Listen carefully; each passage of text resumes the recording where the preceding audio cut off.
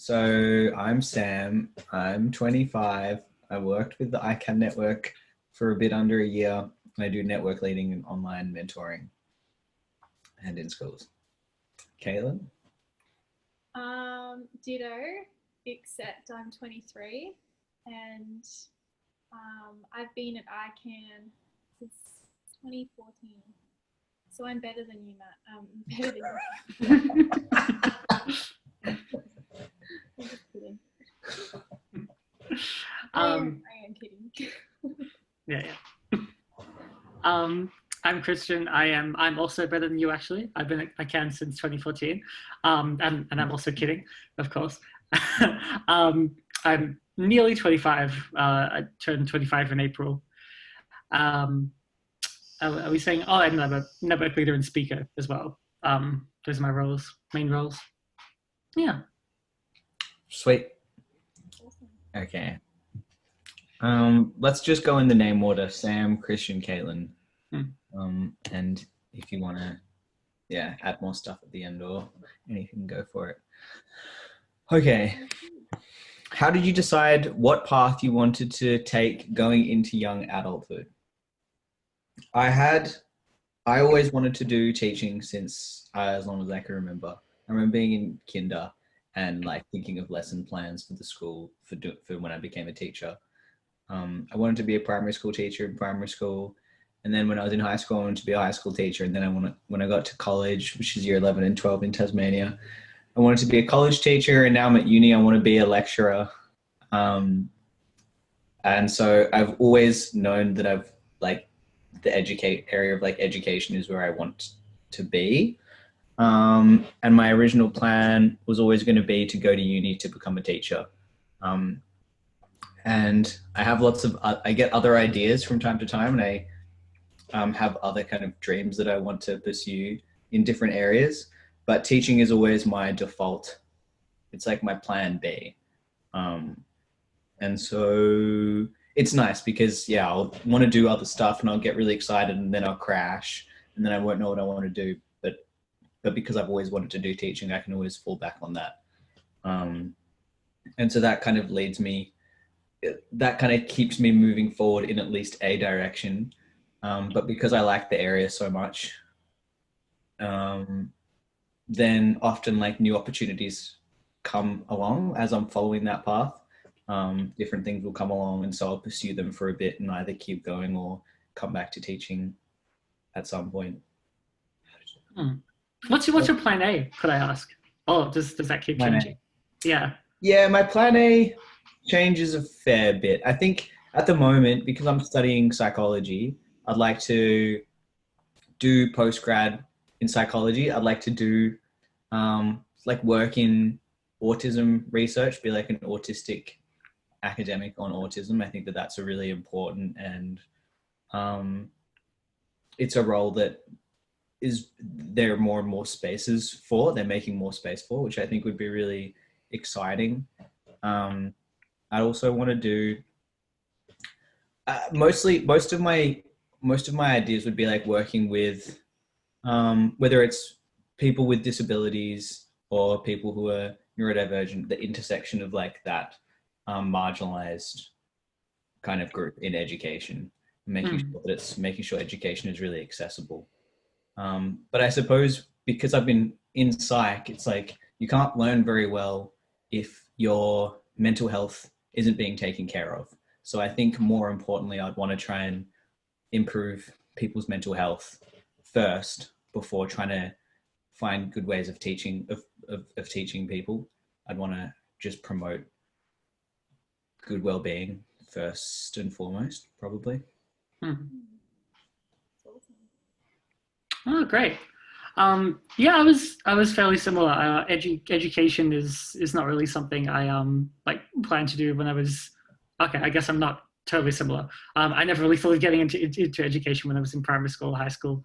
I don't mind mentioning what it was a fairly solid plan A, as I was writer or actor even when I got into high school. So I ended up doing Bachelor of Arts, majoring in creative writing, linguistics, and French as soon as I got out of high school. But now I'm about to do a Masters of Teaching English as an additional language. So kind of similar with me. Like I don't necessarily want to work in a primary school or a high school, but even something around like after school, like language learning programs, or working overseas with like teaching adults, teaching people of any age English. And yeah, so even something about like the education theory I'm about to learn. I'd love to do something around education policy and similar that like intersections between neurodiversity and education. And I think I first really got into it when I was in year 12. I did what I now know was like a PD, professional development session around teaching autistic students. But I didn't even know like that term at the time when I was in year 12. It was just like a year 12 student who was like, I was in front of all the teaching staff at my high school. I did this like presentation on how best to teach autistic students, basically, like to the best of my kind of knowledge and ability back then.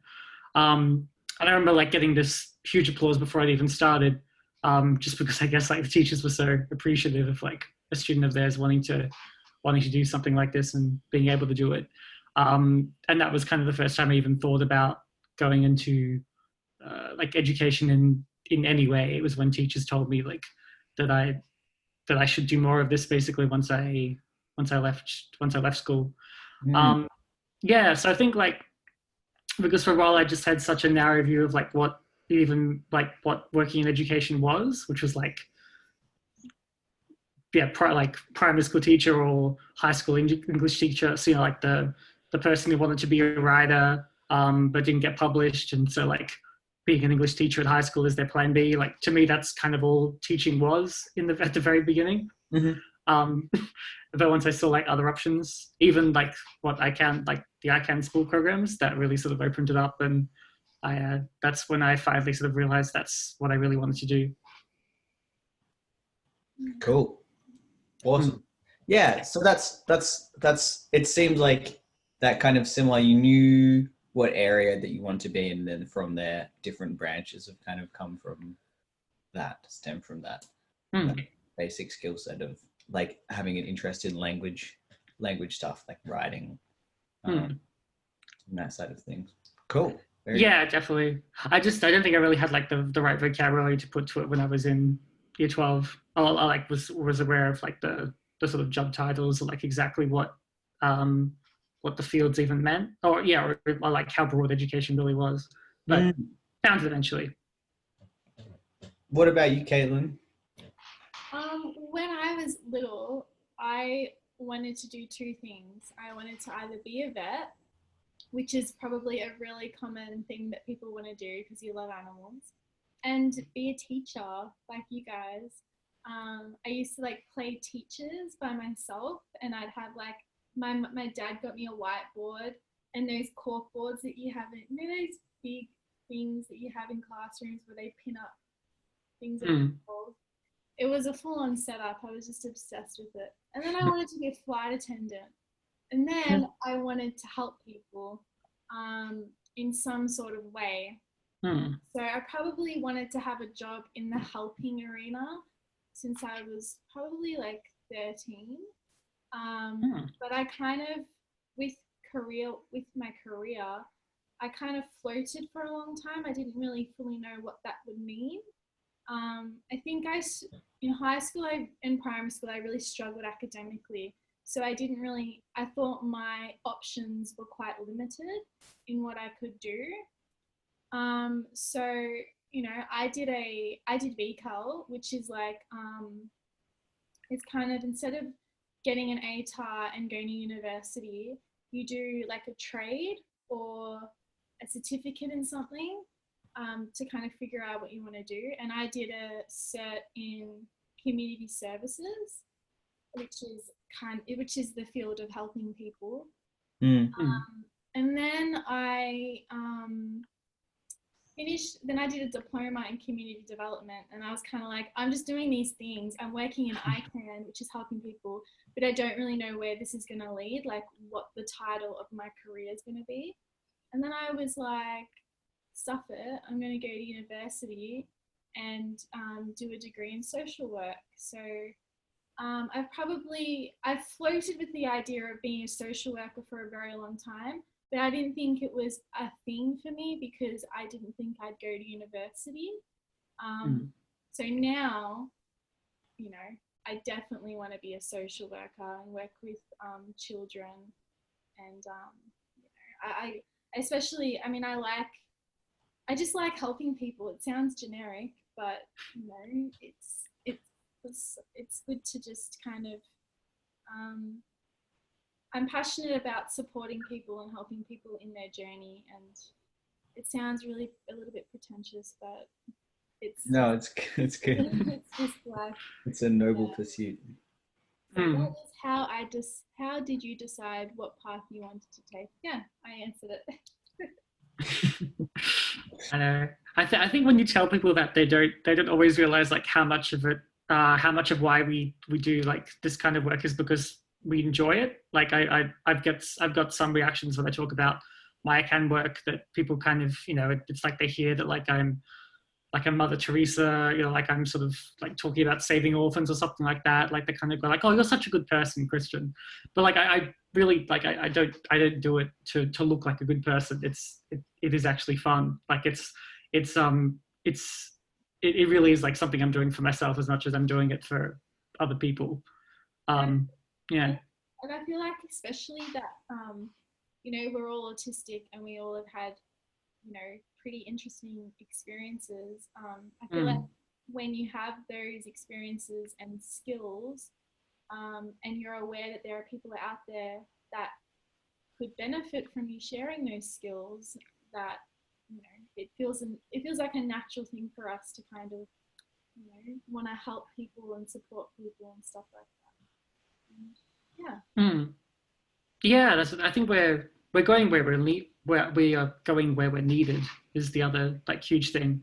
Like I know I mentioned actor and writer before, but like the world has absolutely no shortage of like people who want to be actors, people who want to be writers. Like there's always going to be people who want to do that, and who can as well, I would say. But we are working with autistic people, or autistic people working with other autistic people. They're nowhere near that same kind of abundance. So that's where I felt like I was needed as well. so the world does need more creativity. So, but yeah, I agree. Yeah, Yeah, they do. I think I get that as well. Like I think in some other world or in some other life, or maybe like down the line, I'd love to be an artist. Like I'd love to just be a painter. Just like paint landscapes all day. That'd be so. Live on a lake. Yeah. I was just gonna say I definitely do still love doing creative stuff, and yeah, I'm the same. I want to still keep that going. I'd love to still do that, but I don't. Yeah, I like the idea of not having that be my whole life, like spreading it around, because like you. Sorry, no, interrupted. But like, you know, you obviously need some things to write about or things to pay to, like to pitch. Like you can't just kind of make all your artistic works about being an artist. Like you need to experience something to create about. True, very true.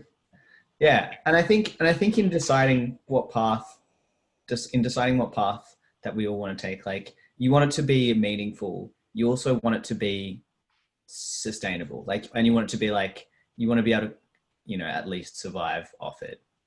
I think I worry heaps about being able to like support myself financially across my life, and so that's also a consideration. I think like teaching is something like there's always going to be a demand for teachers. They're always going to need teachers. It's not going to be like an automated, or they won't be automated. It won't be an automated. It's like when I think about all the young people at university that are getting their degrees and realizing that in 10 years, even engineers, like, you know, it's all going to be done by computers, a lot of it, and technology. So helping people, I don't know, people. So all the more, I think that's all the more reason to do something that you're really passionate about, because if it's a competitive environment and there's people that are doing it for money or just because their parents told them to or expect them to, they're not going to be as passionate and they're not going to get as far in the industry. I think like it's like that. It's so cheesy, but like following your passion, just following your interest is such a good way to get. Autistic people are great at that. And really terrible at not doing that often as well. Yeah. Which I know that sounds like a criticism, but it's not. It's just like that kind of like all or nothing sort of approach. I think can be a really wonderful thing, because it just makes so many of like life's big questions just seem really simple for you. Like, do I want to do this? Am I interested? Yes. Am I not? Then no. Whereas other people might like to and fro about it for years. Definitely. All right, let's jump over to the next question. How do I do this? Do your current or future goals align with what you thought you wanted to do growing up? Okay, we kind of answered this, I think. My current or future goals do align with what I thought I wanted to do growing up, but probably in a slightly different way. Like I think I have more of the idea of what my current and future goals are more narrow. When I was a kid, they're like super broad, just wanted to be a teacher in some way or another. But now I have a lot more specific ideas about what kind of populations I'd want to work with, and like what I think about education and what I think are important areas of education, and yada, yada, yada. And like where I would want to work as well. I think I would want to work in Australia. I used to think that I would go overseas. I used to want to, run away to a different country and go and teach in South America or somewhere. But I think the older that I get, the more I feel at home in like Melbourne or in Australia, like somewhere in Australia. And I like the idea of giving back to the community, giving back to my kind of local communities, I suppose. Definitely the same. Yeah, I see. Yeah. Although I wouldn't mind moving to Tasmania when I'm like older. Tasmania is great. I would go back to Tasmania for sure, awesome. If I could get work. I guess I can go. I was kind of saying this before. Like the writer actor, like super creative thing. I've definitely I think I've definitely chosen to like I'm happy with like doing that, like still doing that, but not putting like financial pressure on what like is basically kind of like a passion, also hobby, because in people often talk about like turning your hobby into your career, and like the great things about it, but also like the sort of especially if it's something creative, like how it can kind of almost ruin it for you. Is some of the things I've heard. So I think definitely if you have like sort of more than one kind of vocation, more than one sort of activity or commitment, or even job, or like moving between different careers, that can be a really good thing. And apart from that, what else has really changed? Okay, get back to me. I think I had something, but I forgot it. All right. Yeah. What about you, Caitlin? No, I don't think they really do. My career goals when I was little were more like fantasies, right? Or just like, other than, I never really saw myself doing it. Like I kind of just like dreamt of doing it. I didn't think it was a reality. But I think, as I became a teen, going through my teen years, becoming an adult, my career goals, like you said, Sam, became more narrow. And I, like for example, growing up, I never thought, probably up until like 2 years ago, I never thought I'd ever go to university.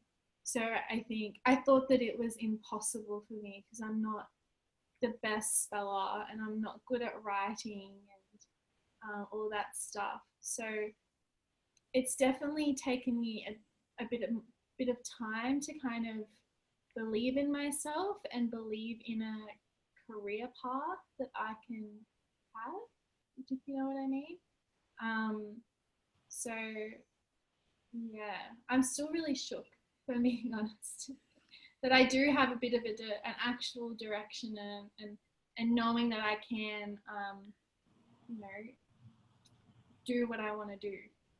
And also, when we talked about passion before, I'm a crap writer, but it turns out when I write about things I'm passionate about, I'm actually pretty good. So, you know, even for kids like me who aren't that academic. Sorry, I think that's on my computer. Is that me? I think so. It's not from my one. I think it's my laptop. Sorry. What was my last sentence? Your writing's quite good when you're talking about what you're passionate about. And then there was something else. Yeah, I was going something with it. I'm like Christian. I've lost it. I found my train of thought again. So we could back to your question. We could just tag team this. This is good.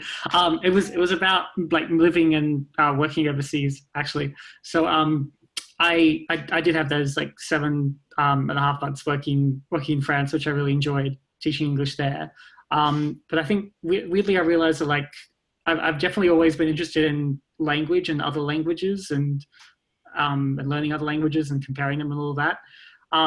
But I realized that like my interest in language didn't necessarily equate to an interest in living overseas, which is kind of what I think what everyone I spoke to always sort of assumed, but rightly, like it does seem to make sense, but it wasn't really the same thing. So I still enjoyed it, and like it is still like something that's exciting to me, but it's not the same thing. It's like my passion for language and my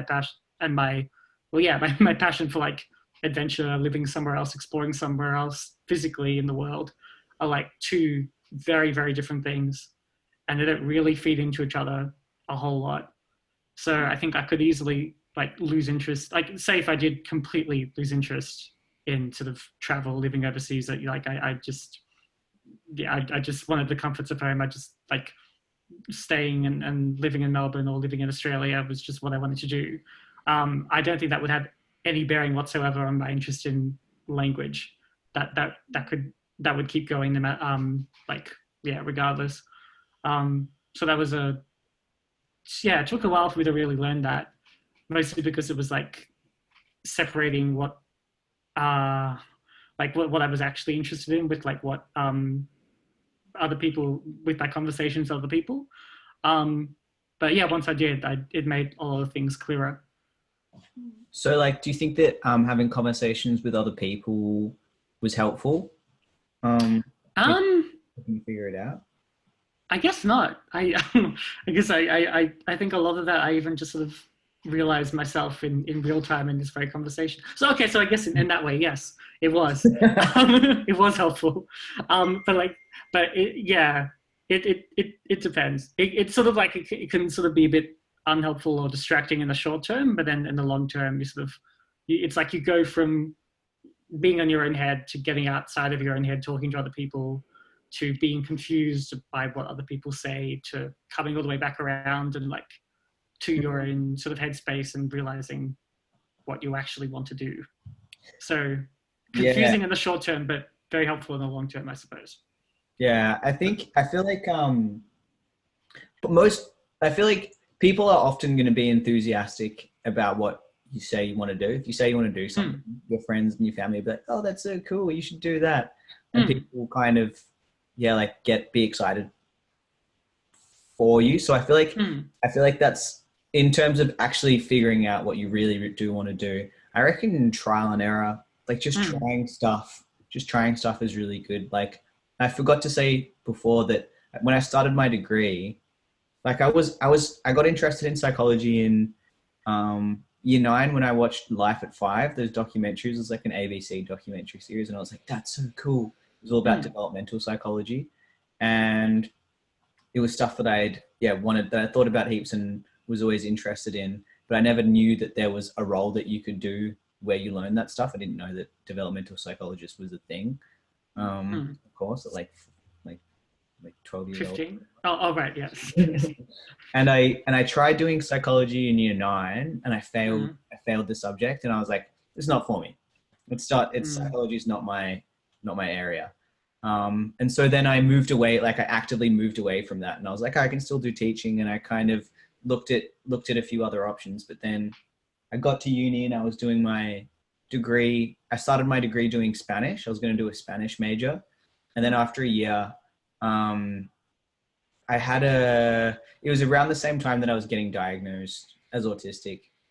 I was like going through the process, and I'd kind of self-identified by that point, and was like seeing a psychologist about it and stuff, and like working through getting assessments. And so that kind of process made me just really like rethink everything, like rethink my whole life. And I was like, oh, maybe I can actually do psychology if I have the right support and if I have the right strategies of working with myself, then I can probably follow this passion, which was really exciting because psychology, I think maybe similarly to what you were talking about, Christian, about like liking language but not necessarily wanting to go overseas. Like I liked the idea of teaching because it involved working with people and working with people's development. And it wasn't until I got older that I realized that there was a more specialized field that I could get in that kind of honed in on that specific interest that I had. And yeah, I totally thought that I couldn't do it at uni, and I'm taking my sweet time, but hopefully, fingers crossed, I'll be finished by the end of this year or at the start of next year. So yeah, I feel like my current and future goals are like exceeded my expectations from when I was in high school, from my goals when I was in high school. When I was in high school, I just wanted to do like something basically good. And I didn't really have that much high expectations for my future. But now the older I've gotten, like I kind of have higher goals and higher expectations for myself. I think this is why I really I'm an advocate for TAFE, because I think it's a ridiculous expectation to expect 18-year-olds to know what degree they want to do or go to university. Because not everyone wants to go to university, and not everyone needs to go to university.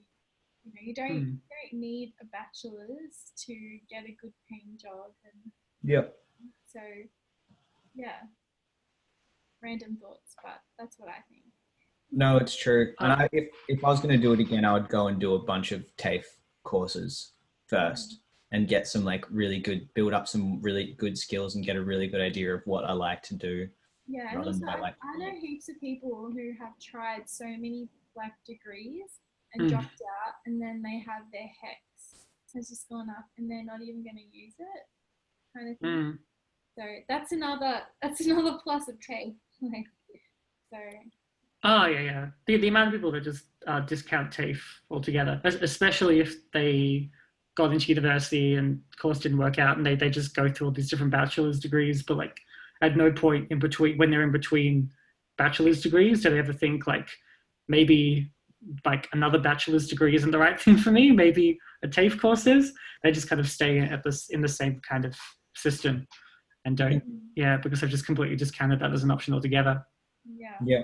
There's stigma around TAFE, but I think it's great. I think it's so good.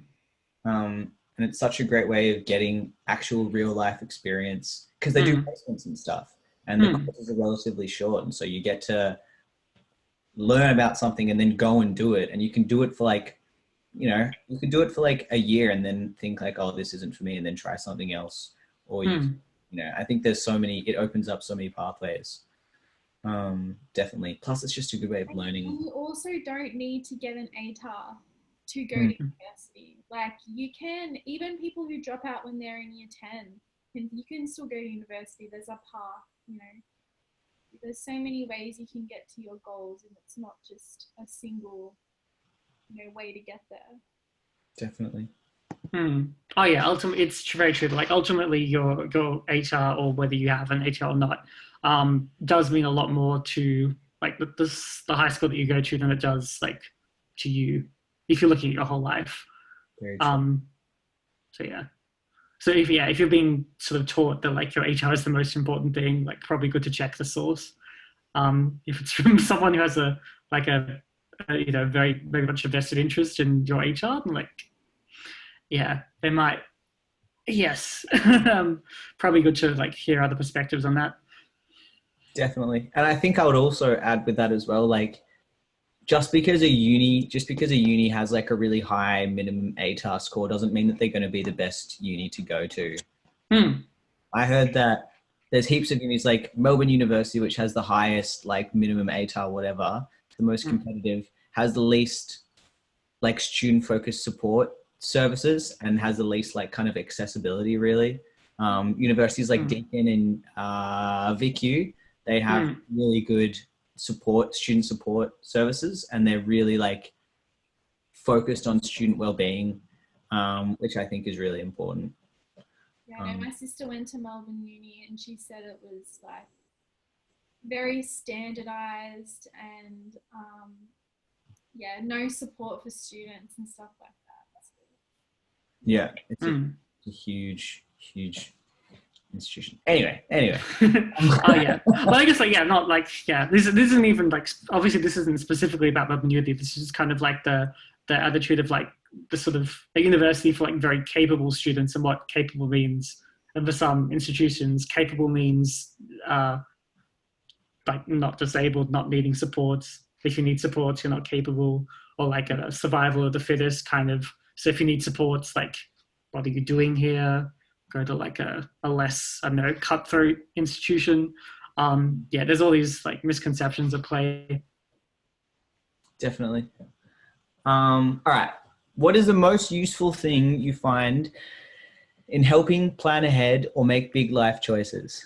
What is the most useful thing you find in helping plan ahead or make big life choices? For me, I think it's probably talking to people. I think my mind changes. Oh, and writing. Like I write down often. I'll write my thoughts, and I think it's good because often depending on my mood, I'll think of a different big life choice and I'll kind of have a different attitude towards it. So I feel like if I record what I'm thinking over a period of like a few weeks after I'm first planning it, and then I'll talk to people, I'll talk to my mom, I'll talk to my housemates, I'll talk to my friends, like talk to anyone that will listen.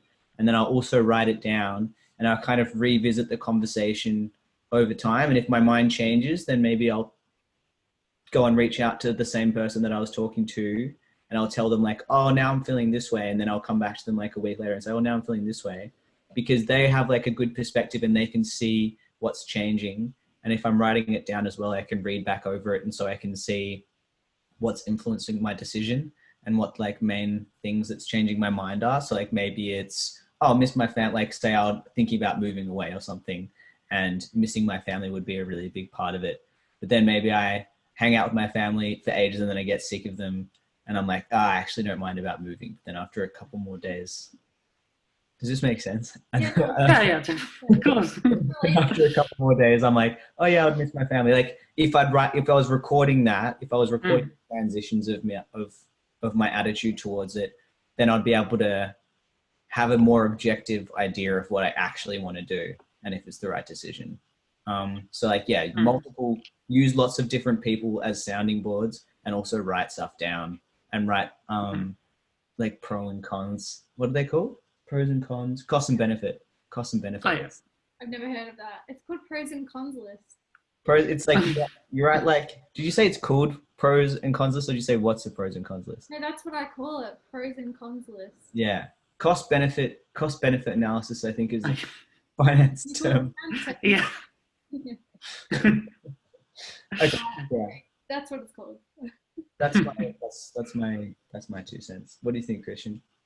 your cost benefit analysis, your 2 cents, all these like financial analogies.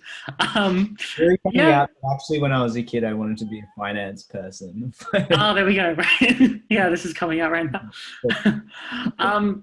Yeah, sort of similar. A piece of advice I have heard on this is like when you're about to make a big life choice, so either to like choose to do something or choose to turn something down, a job offer or something, is to pretend that you've made, say, pretend that you've like accepted the offer and then see how that feels, or pretend that you decline the offer and see how that feels.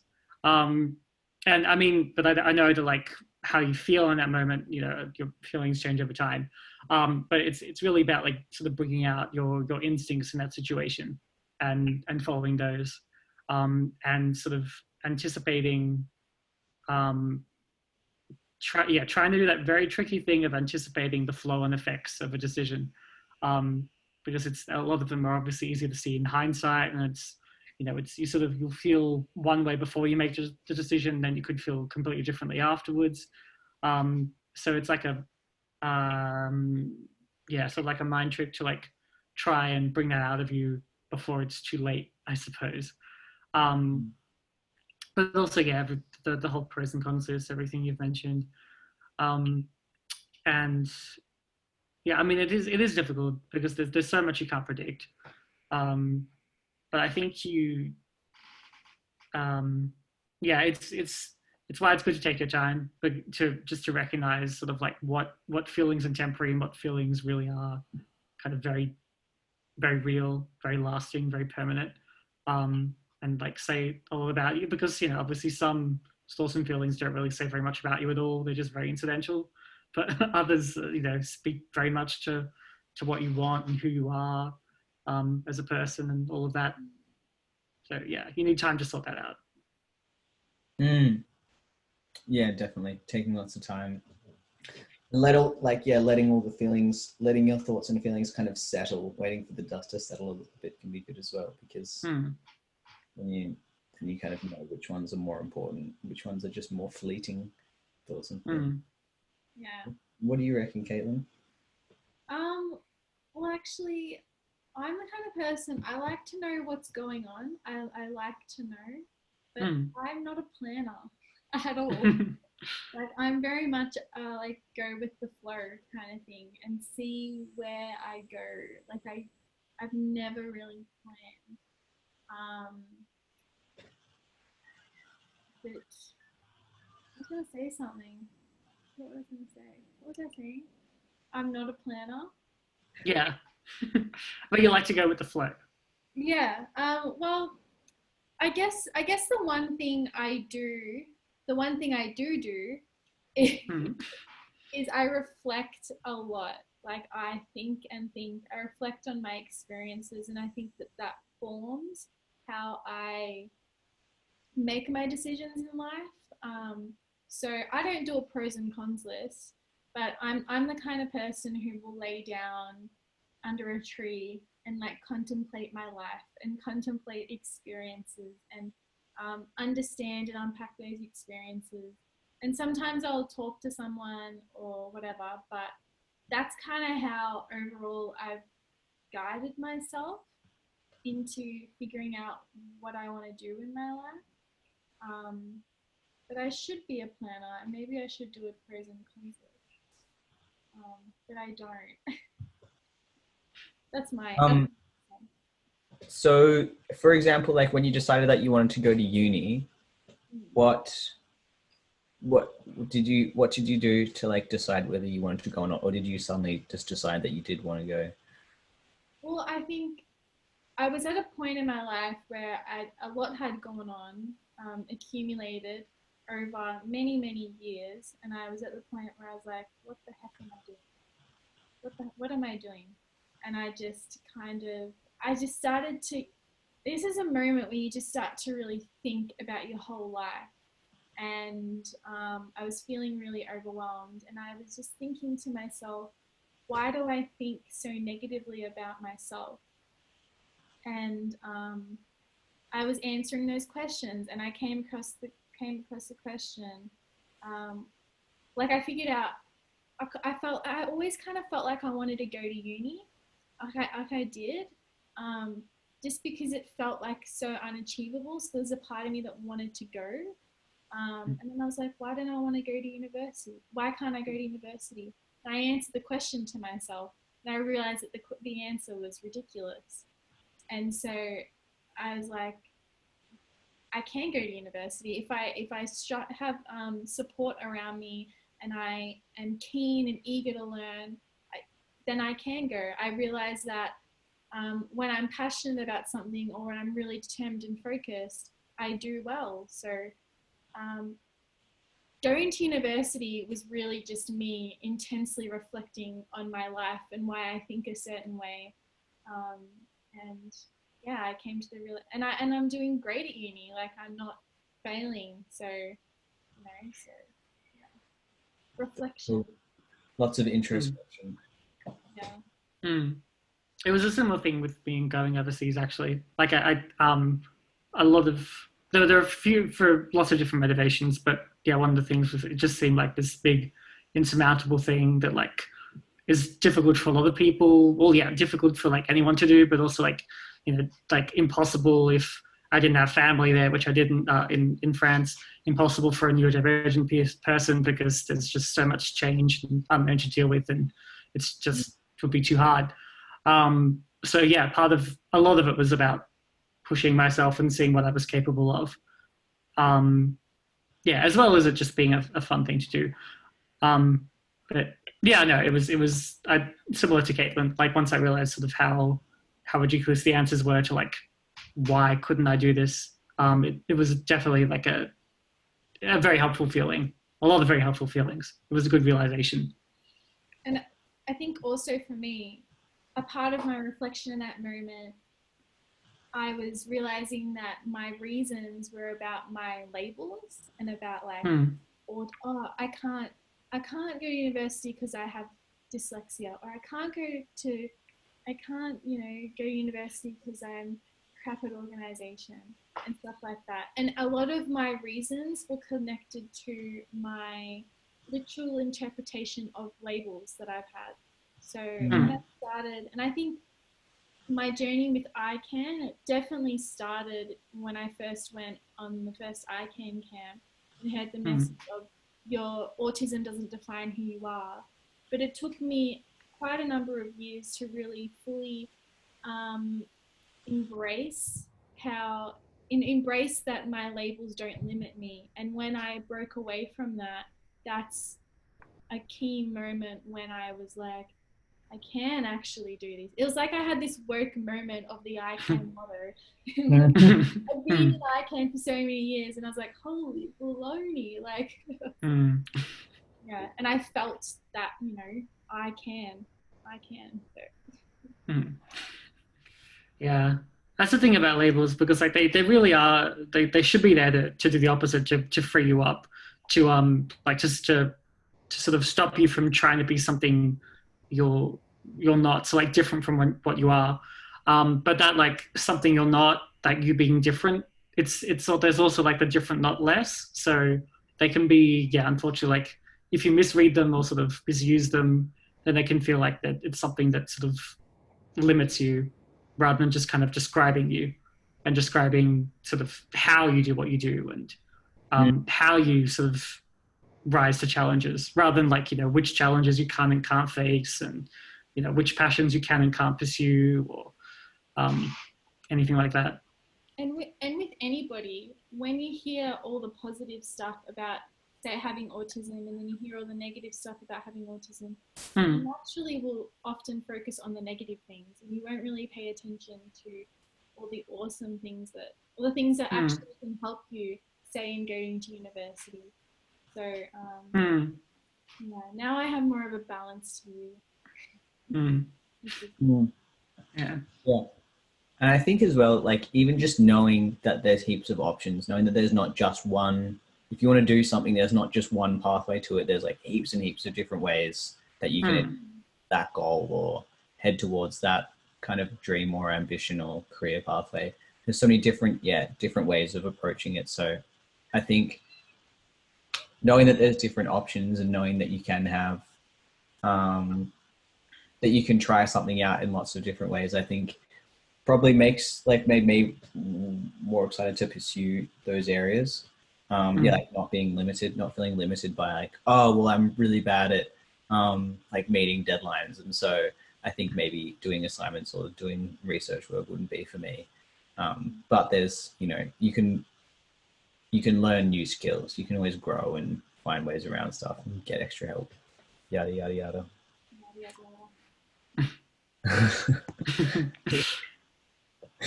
I haven't had How do something you yada yada yada in so long. Anyway, it was awesome. Made my night. how do you ensure that all of your needs are met as a young adult? This is a kind of big question. I feel like this is quite a big question. How do you ensure that all of your needs are met as a young adult?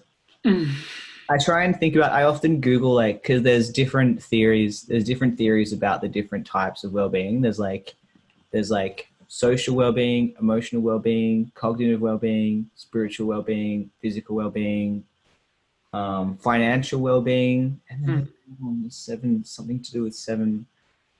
Food well-being. Food well-being. Family well-being, like relationship well-being. Oh, yes.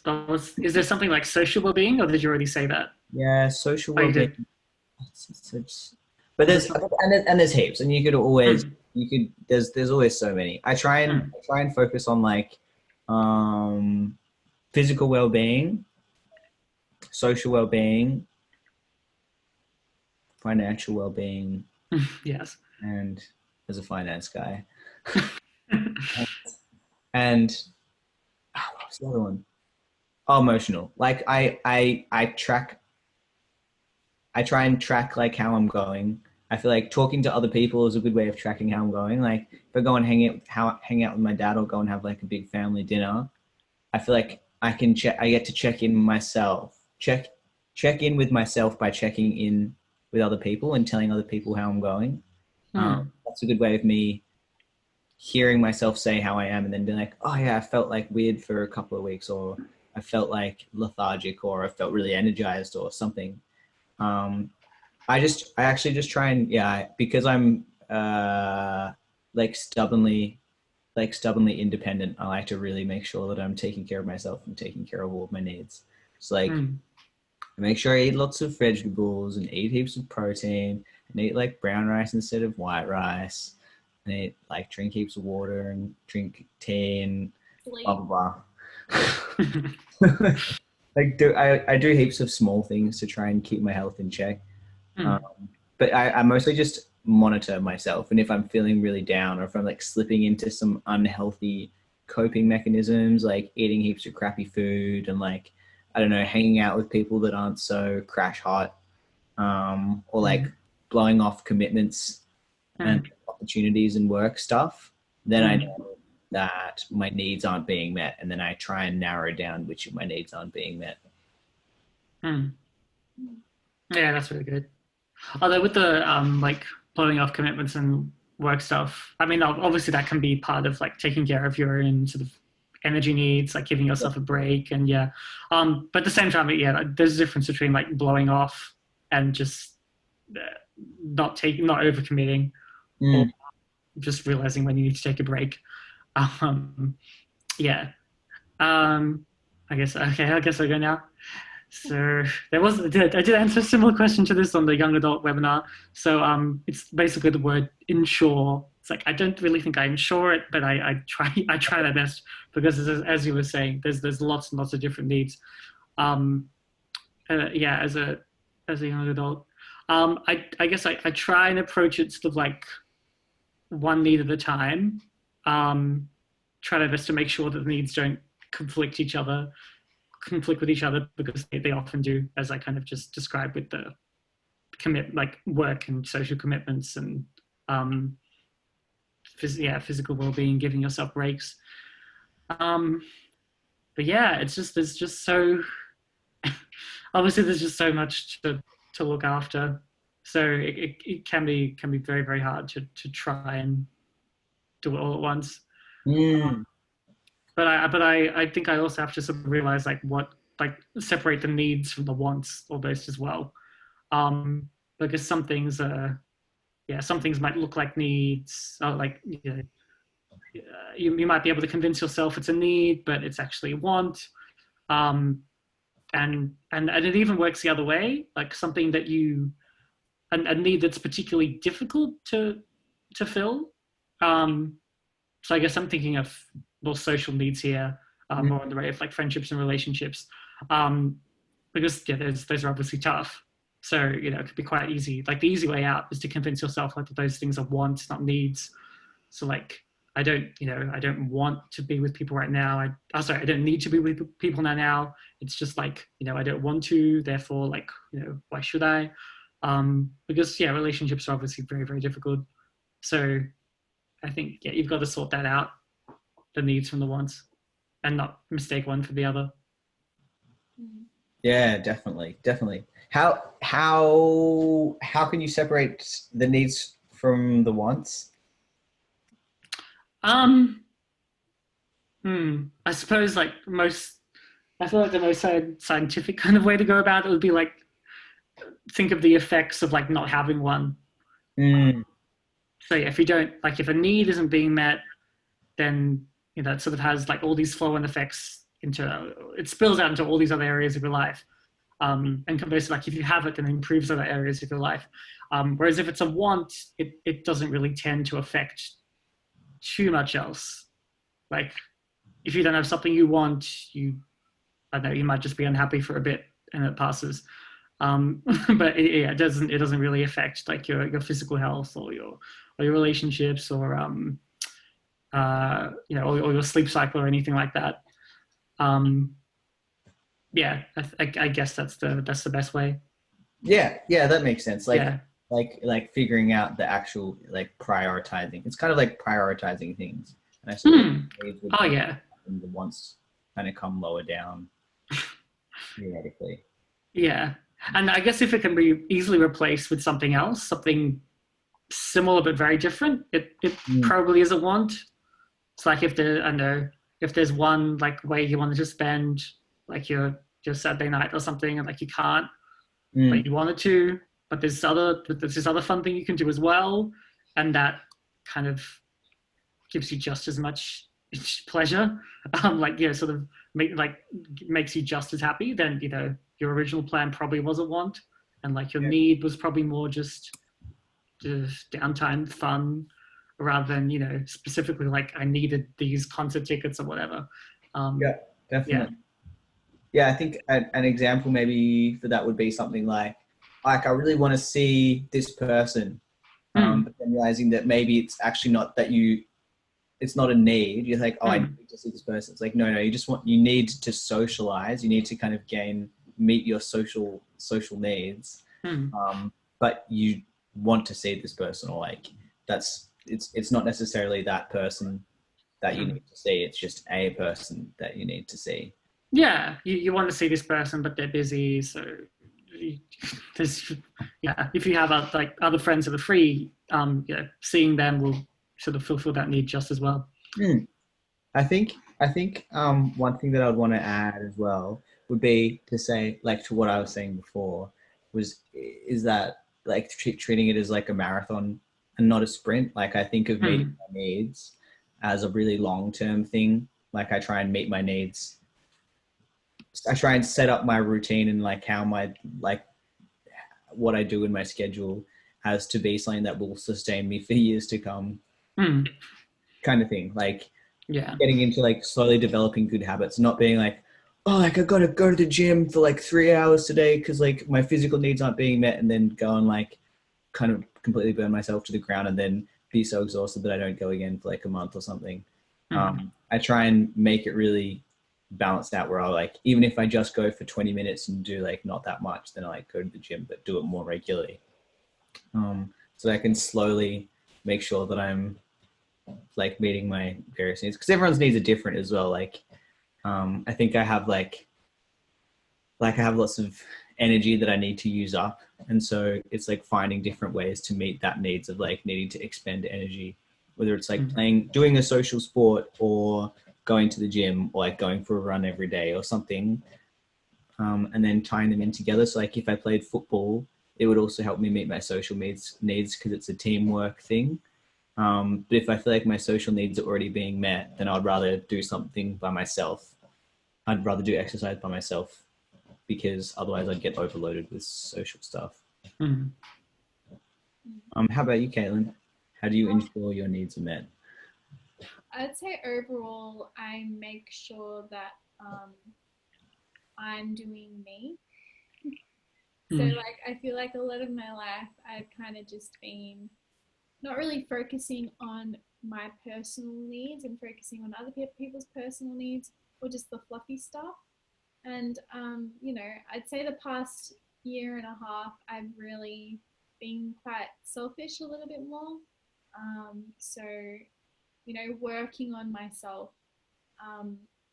But I have basic things that need to be met, like my physical health. So like going to the gym, dancing at night, like it clears it clears me. And same as food. So my diet, if I eat a lot of sugar and, you know, just crappy food, I'll just feel really lethargic. Like I hadn't been to the gym for 3 weeks because I'd been on a holiday and it threw me off my schedule. And I felt like I had been the last 3 weeks, I've just been really tired. Like overall, like I've just been so tired. And yesterday and today, I started going back to the gym, and I feel like I've just been zapped with all this energy. So, and I feel like a lot better. And the other thing is sleep. If I don't get my 8 hours, I'm like Lucifer. Like, not literally Lucifer, but I'm just like I'm just not myself. And the other thing is, I'm someone who has a lot of crap in my brain, like most people, and for quite a few years, I've been a lover of seeing counselors and psychologists. Okay? Even when everything is, you know, reasonably great, you're always going to have something that you need to share with someone, and I feel like that's a really good outlet for me. That helps me keep on track with my goals and, you know, maintain my mental health, which is, you know, if you're mentally not strong, then, you know, things around you will start to collapse. And that's what I've realized as I've become an adult, is that, you know, you really have to just take care of you before you can take care of other people. Be the best version of yourself. That's a really good point about talking to a counselor or psychologist. I have a counselor, I think I said this in another thing, but I have a therapist / counselor who I go and see if I feel like I'm getting low. Like maybe after every few months I'll go back and start to see her again and just go for a few sessions and just kind of talk about how the last few months can just kind of, you know, get everything out, put it out of my head and onto someone else who's professionally trained and who's getting paid to listen to it as well. Yeah, that's important. I really enjoy that, and it makes me really, since I started seeing her, I went through a couple of psychologists and counselors and therapists who I didn't like and I didn't get along and I didn't feel like it was particularly productive. But after a while, I found a really good one, and she's totally helps me ensure all my needs are being met. My mum calls it psychologist shopping. You have to maybe shop and after like 10 you'll find one that's good. So does anyone have anything that they want to particularly add to this one? Don't think so. Delvin, another thing is what was I going to say? Oh, that's right. I find a really big relief to make sure that I'm happy as well and like my needs are met is when I focus on things that I'm really interested in. So like just it's generic, but like my hobbies and like if it's playing tennis or listening to music or looking up and watching political debates. Yes. Those are things, delving into my stuff that I like. Yeah. That's great. And even just like weird stuff like one. I love Super Nanny. I love watching Super Nanny. Oh yeah.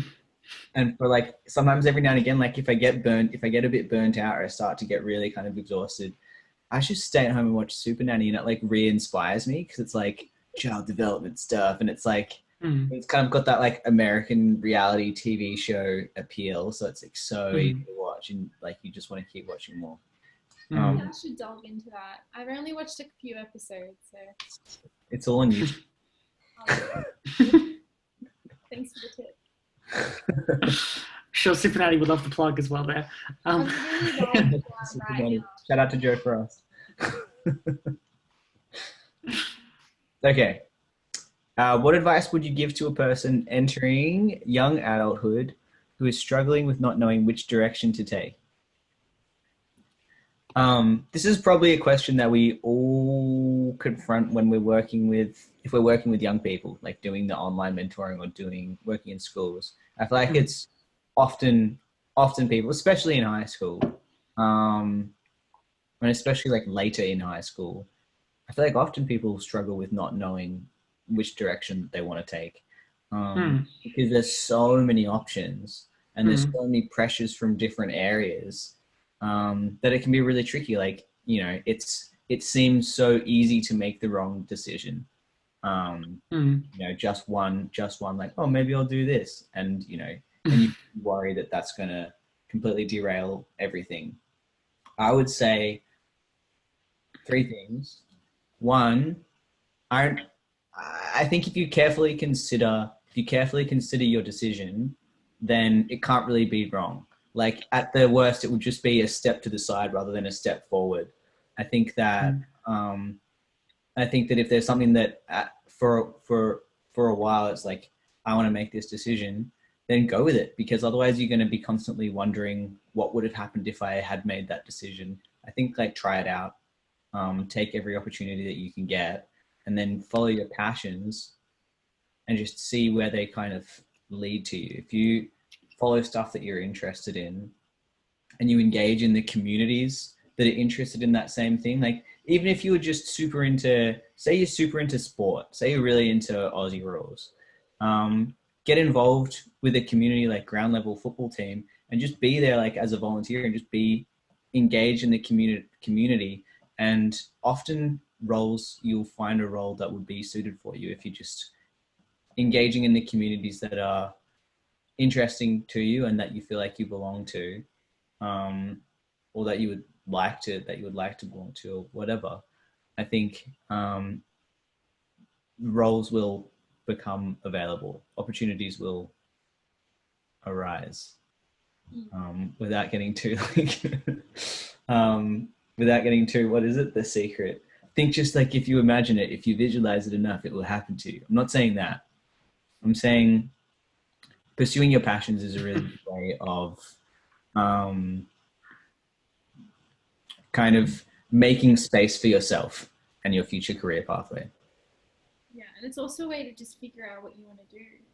Like, you know, there's, like you said, I mean, what's the worst thing that can happen if you try something and you realize that it's not for you? You're going to gain an experience from that experience. You're going to gain more knowledge and understanding of yourself and stuff. Yeah, and knowing that you definitely don't want to do something is really helpful as well. There's heaps of stuff that I think I don't know if I want to do it or not. And then I'll try something like, this is not for me. And it's actually quite nice because it's one less thing for me to think about maybe wanting to do. Yeah. Yeah. What advice would you give, do you reckon, Christian? It says my connection's unstable, by the way, so just let me know if you can't hear me. But probably again very similar. It is true that there are lots of options, and that can be very overwhelming. And I think sadly the coping mechanism I think a lot of young people tend to use is like discount basically like all of the options, like go completely overboard, like not narrowing down what you actually want to do, but like finding reasons to dismiss every single one because none of them seem like the perfect one. and similar to what we were saying before, like letting like kind of accidentally using your labels to like tear down all these things that you want to pursue. So I think, yeah, just quite simply, if you want to try something, go ahead and try it. Like, even if you think it might not work, even if you feel like it's not for you, or you can't do it, definitely just try going in different directions, because you can always, I think it's surprising sometimes just like how many ways there are to like change tracks, make a different decision, change careers, change courses, change. No decision is really that permanent as you think. So there's no harm in trying anything. Definitely. I would say as well, like, don't fear failure. Like, I think failure is often, this is something that I've kind of been tasking myself with trying to overcome over the last few years, is like a lot of reasons for not doing stuff that I have is because I'm worried that I'll fail and that it will be really embarrassing and I'll be ashamed. And something that I thought that I would want to do, I would try and then I'd fail. And therefore, like I'm not a good person or whatever. I think that challenging that is really, really good. And like recognizing that failure isn't actually a bad thing, and failure shows that you are trying stuff and that you're pushing yourself to your absolute boundaries. And I think that that's really important, to try and challenge yourself and push yourself. And yeah, don't be afraid about failure, because you learn heaps. You learn heaps from failure, heaps about yourself and about your interests and about stuff like that. So I think valuing failure and not being not doing something just because you're worried about failing. And once you kind of tackle that, then you can get, once that hurdle is kind of out of the way, then you're better able to think about, well, what do I really want to do? Like, really, if failure isn't a obstacle, what would I want to do?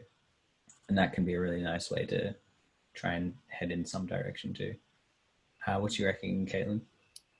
Well, I would say, I reckon one reason why I struggled a lot when I was growing up thinking about what I wanted to do is the fact that I overthought everything. And I feel like I've come across a lot of young people that are, I noticed that when they talk about, I don't know what I want to do kind of thing, they're often just really overthinking too much about it. And that kind of clouds, I don't know, their judgment, and they don't really go with what they, like, with their heart, you know what I mean? So I just say, try not to overthink it too much, and kind of let the chips fall where they go, like, you know, just go with it, kind of thing. Which sounds really zen, but I think that, I think that's a useful tool. And also just have an open mind, you know, try new things. It's kind of what you guys have been talking about. Try not to be so rigid in your ideas of what you want to do, you know. Yeah. Try and be open and talk to people around you, talk to your friends, talk to your parents, talk to anyone, talk to people about, especially how they, you know, came into their career, what their journey was like to get where they are. And often you'll find that they actually struggled and didn't actually know what they wanted to do for a while. I haven't met a person, well, I don't talk to a lot of people about this topic, but I haven't really come across a person where they're like, yeah, I knew when I was 3 years old what I wanted to do, and I'm doing it now. Like, like, people take time, and there's a journey to figuring out what you want to do. You're not always going to get the answers straight away. Like, it takes time. So be patient. Yeah, definitely. That's very good advice. Yeah, because one thing that I heard when I was in high school was that pretty much no one stays in the same career their entire life. Most people will change careers at least once. So, and I think nowadays that's probably more true. Like, people probably change career pathways more times. So yeah, don't think that the career pathway you get into at 25 is going to be the one you stay in until you retire. You probably do a bunch of different things, unless you really, really like your And career pathway. even in my degree, I mean, social work might be a little bit different, but there's a lot of women that are quite a lot older doing a degree. So, you know, you, like you're talking about, you can change your mind when you get older. You're not stationary, like you can, you know, develop and grow, and maybe when you're 50 years old you'll figure out what you want to do. Like there's no limit to, well, there is a limit, but unfortunately there is, but you know, figure it out. So, yeah, Sweet. that's my 3 cents. Cool. What advice would you give to a person entering young adulthood who is struggling with not knowing which direction to take? I think that covered that quite well. Don't put too much pressure on yourself. Don't. Oh, good one. Oh, sorry. Yeah, go. Traveling is also a good way. I haven't done it, but I know a lot of people who have said that, like, going out and seeing the world, like what Christian did, you know, going to France, that's a good way to kind of discover who you are and figure out what you want to do in life. So that's a good tip. Yeah, and you meet heaps of different people as well. I feel like talking to people about what they do and asking them what they do is great, because you're like, oh, that sounds cool as. How'd you get into that? And they tell you, and they're like, no, I want to do that. Yeah, and then you know how to get where you want to go.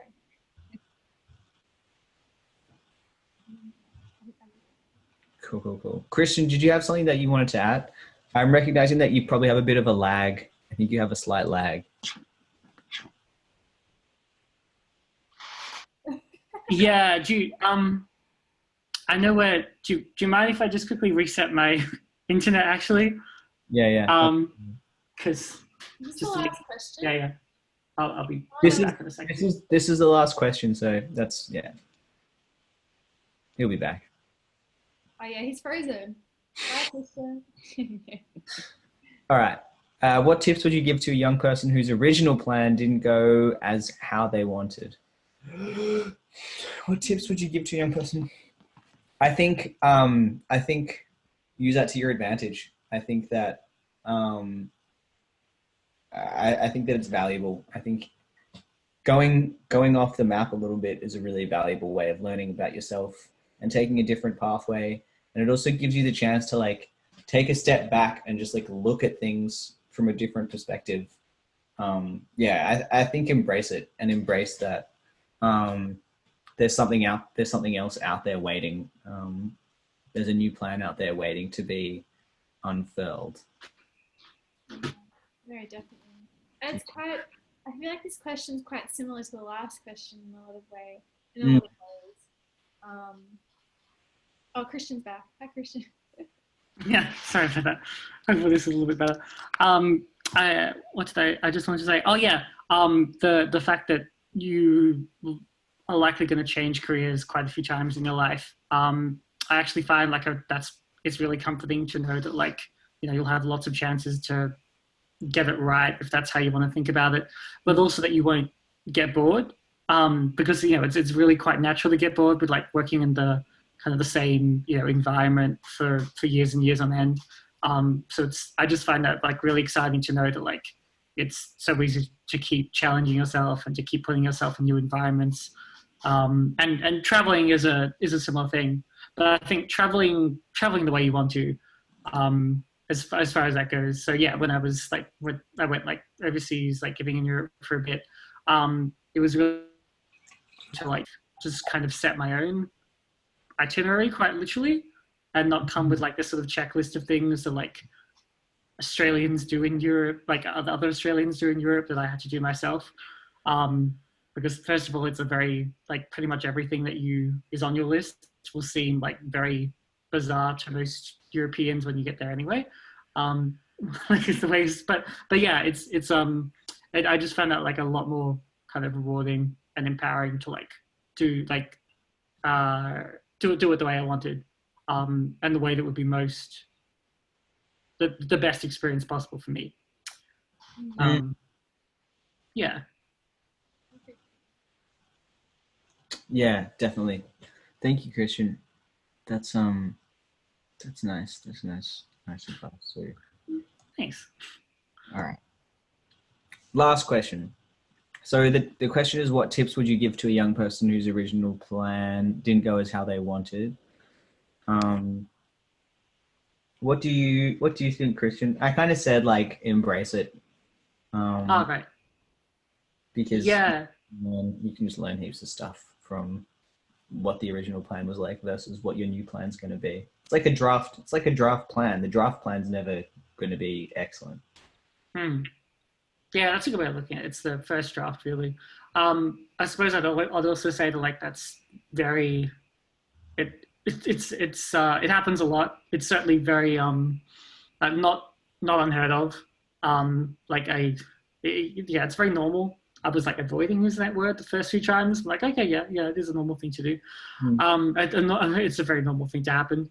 And I really just think it's just kind of part of making plans that they fail. Getting back to the failing thing, like part of it is that your original plan doesn't work, so you just need to make a new one, like either slightly modify it or go with something completely different.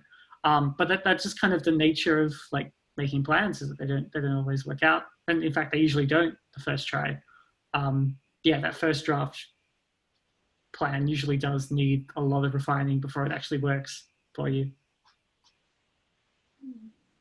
Yeah. So yeah, find what didn't work, find what you need to change. It's because it doesn't always mean that you need to change everything. Yes. All right, is it my go? Yeah, sorry. Go ahead. I definitely agree with what both of you said. Like, just embrace the fact that it went wrong. It's okay.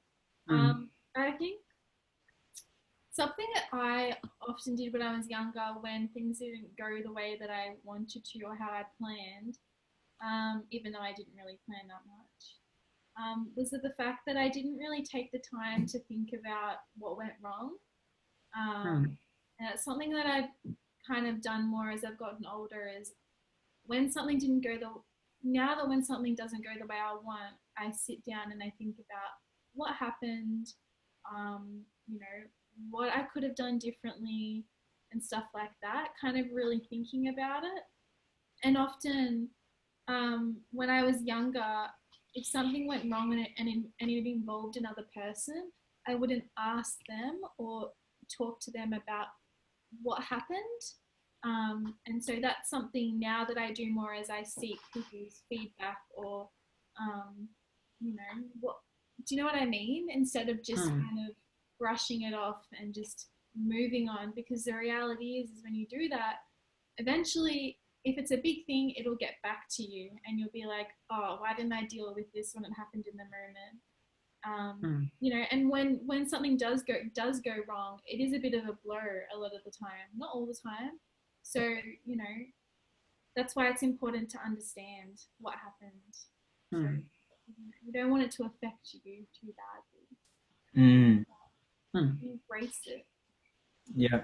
And like you're saying, like having the chance to unpack it, whether it's with someone else or even just by yourself, like unpacking why the original plan didn't go as you're expecting. Like that's a really good way of just reflecting on it, and then being able to be like, okay, it's like this part was actually really good, but this part didn't work so well. So next time I can do this thing again, but this thing I can do a little bit differently. Like actually, honing in on what you want to do differently. I would say as well, I was just thinking this before, like your plan doesn't have to be like solely career focused. I feel like we've been talking mostly about like career finance stuff. Like you can totally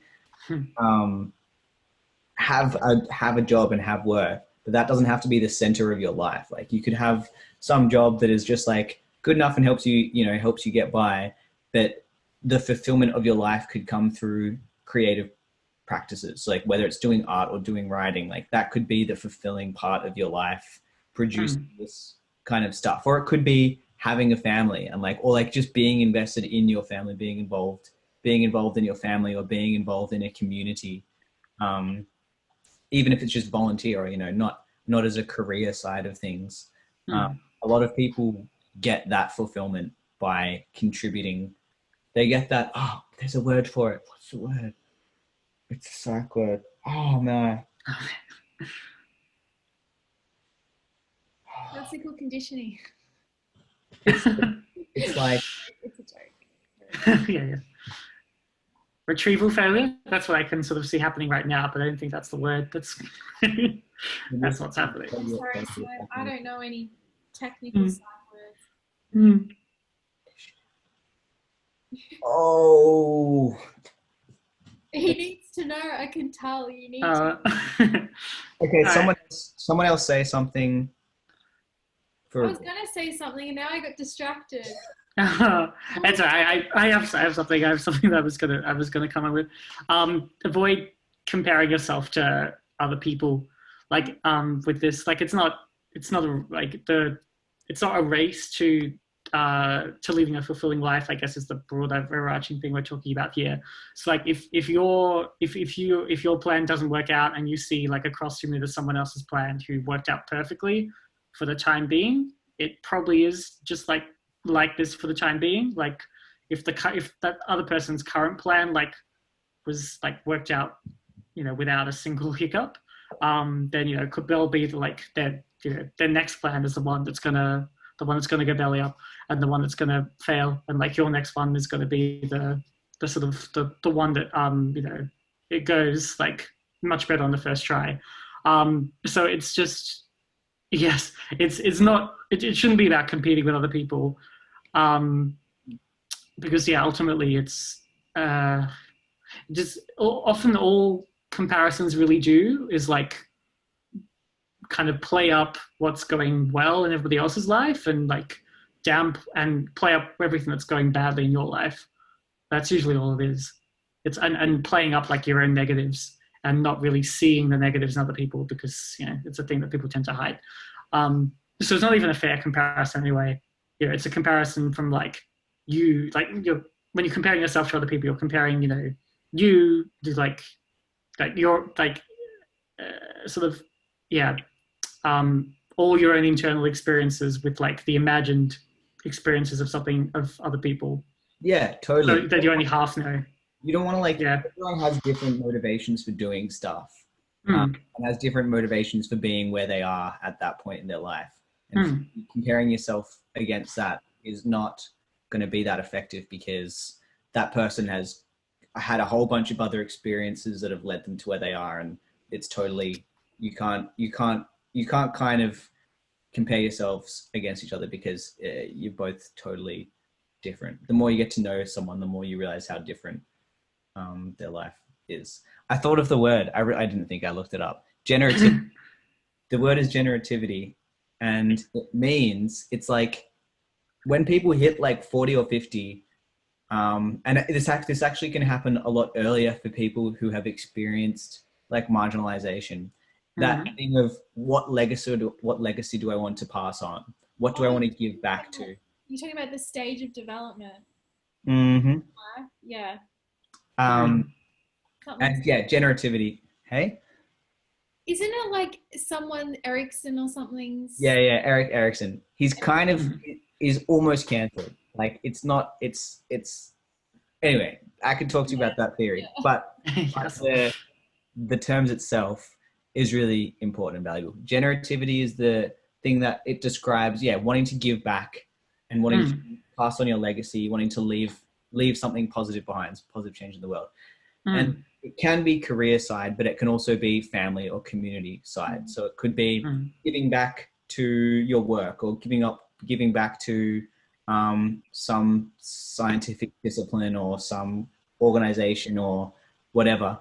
Or it could be giving back to your family, giving values to the community, or a positive attitude.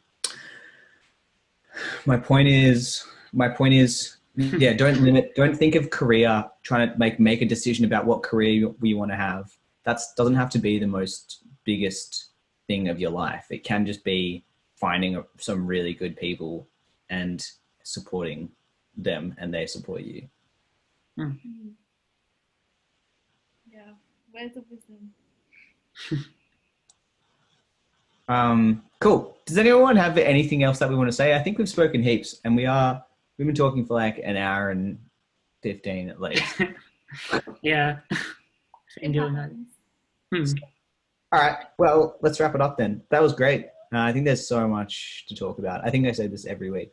There's heaps of stuff. There's heaps of stuff to unpack, but hopefully it's been kind of helpful. I think we've all had slightly different. We have overlap in some of our experiences and answers, but I like that we have a few different things to say as well. Yeah, no, it was good. Good fun. Everyone's on their own journey. Exactly. Sweet. Okay. Well, have a good week and see you later.